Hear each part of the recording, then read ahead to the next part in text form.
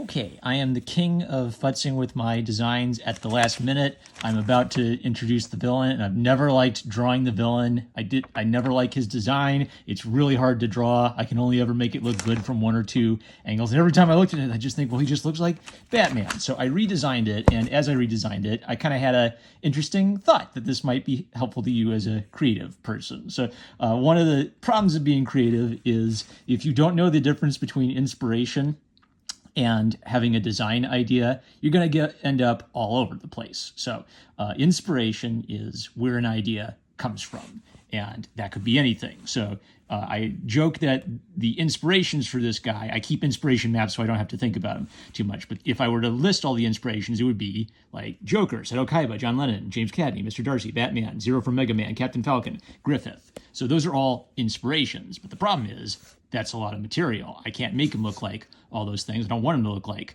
all of those things. So a design idea is a little bit more of a critical editorial process. It's sublimating all of these inspirations down into something that works. And Craig McCracken always says he likes to make his designs simple so that a kid can draw it at home. This is still a pretty complicated design, but the problem I kept running into is this was hard to draw and not fun to draw, and I didn't even like how it looked at the end. So by continually redrawing it, I just kept deleting detail after detail after detail. So lots of kind of like realistic motorcycle helmet details, lots of complicated angles to the shape, down to a few simple ideas. So if Batman is one idea, and birds of prey is another idea, and kind of like nasty bad guy vibes, and John Lennon glasses, to facilitate all that, the facilitation of this down to one big idea is young brash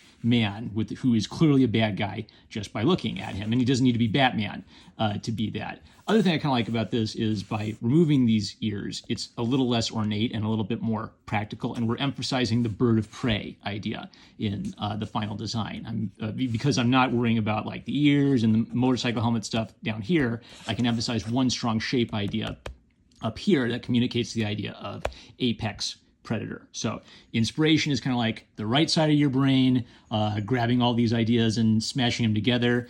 Editorial critical thinking is facilitating those ideas down to one big word or one big feeling that you communicate to the person you're introducing this character to. Think of it as like you're trying to help the people you're drawing the character for get to know them. You know all these crazy little things about them, like their favorite rock songs and their favorite what their birthday is and what their favorite food is, but the audience doesn't know that, so you've got to get it down to letting them know just by looking at the person what they would be like. Those are my thoughts. Love you guys. Catch you later.